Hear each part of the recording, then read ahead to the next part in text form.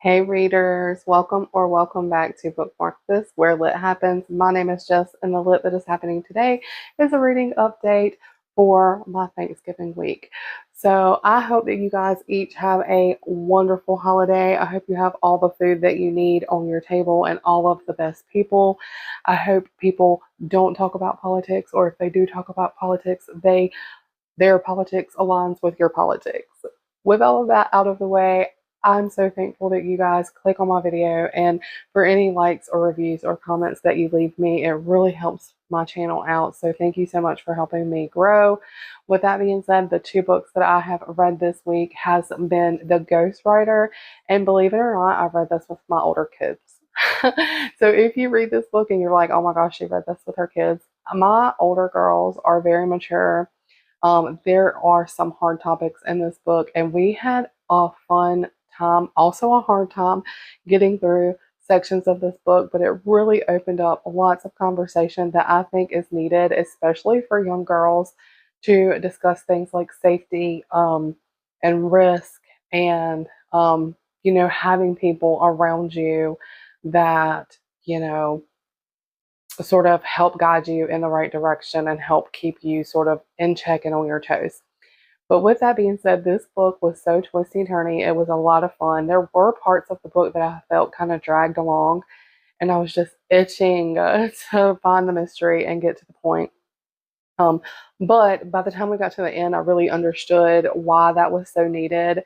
And I just think that Julie Clark does a fabulous job. I cannot wait to see what else she's written. This is actually my first book by her, so I am definitely going to be figuring out what her backlist is, because this was a lot of fun. Have you read this one? Would you read it? Do you plan to read it? This is basically about a man who, when he was younger, he lost his whole family, well, his sister and brother, and they think he was the murderer. And it takes you on a journey of a lot of crazy family dynamics, both in the past and in the current, with his own daughter. um and it is a lot of fun. It actually touches on a lot of heavy subjects. You trust no one throughout this book, which is my favorite type of thriller, where you just don't know if anyone is telling the truth and how much of whatever they're saying is the truth. And it's just a lot of fun. I think I said it's a lot of fun like 10 times. So if you're looking for fun, then clearly. This book is adorable as well. So just look at the cover and the sides, and I don't know. This was perfection. From the design to what's inside the pages, I really had a fun time with this one. I never really give thrillers 5 stars that often. I'm not sure why. But I think this one has earned it. I think this was going to be a 5-star read for me this week. Next up might be a little bit of a hot take if you're a Quicksilver fan, but I did finish Quicksilver this week because I am excited to jump into Brimstone, which is on my shelf. I cannot wait to get into Brimstone, but this book right here was a 600-page book. Okay, and it was a lot of fun. I actually did not find myself bored at any point. I was sort of hooked from the beginning and stayed very intrigued about what was happening. So I do think that the author did a really good job keeping me excited about what was happening next in this story. But there was so many problems with this book, and I definitely don't think it's a 5-star read. I also cannot get on board with anybody who rated it 1 star. I just don't think that those drastic ratings make sense for this book personally, because this was a lot of fun. The characters were a lot of fun. The female main character got on my nerves a lot, but I liked her with the male interest, the male love interest. I liked their relationship. I liked the banter, even though there was some moments that were cringe, and there were definitely melodramatic moments as well. But overall, I really liked them together. And yeah, the problems that I had with this book was more so in the beginning.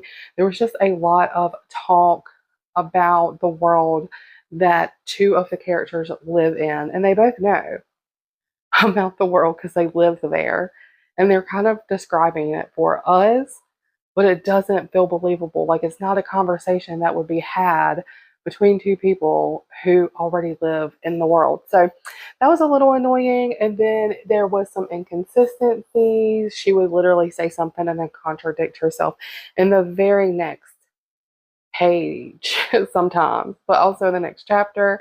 And I would have to go back and be like, wait, but didn't I read this? So, anyways, I get annoyed with books who contradict themselves because I don't know what to believe. And, that's annoying. Also, the physical descriptions of the characters in this book. The next character was always taller, the tallest in the room, taller than the last, tallest even more. And I'm like, at some point, the person can't always be the tallest in the room. You know what I'm saying? Also, are we only attracted to the tallest person in the room? Like, if the person's a giant at that point, is that really attractive? I don't know. Anyways, there's just, that stereotypical physical description of the characters, and that is honestly fine with me. It doesn't normally bother me that much, but when it's just on repeat, I do start to get like a bit bored of that. Um, Anyways, the characters themselves. I really loved the little fox that we seem to lose by the end of the book. I really liked Carrie Swift. I really liked Laura. There are characters in this book that really save the book. I hear a lot of negative about Kingfisher, but I liked the banter between him and the female main character, and I liked his story. I thought it was really good. Despite the size of this book, it was super wrapped up fast at the end.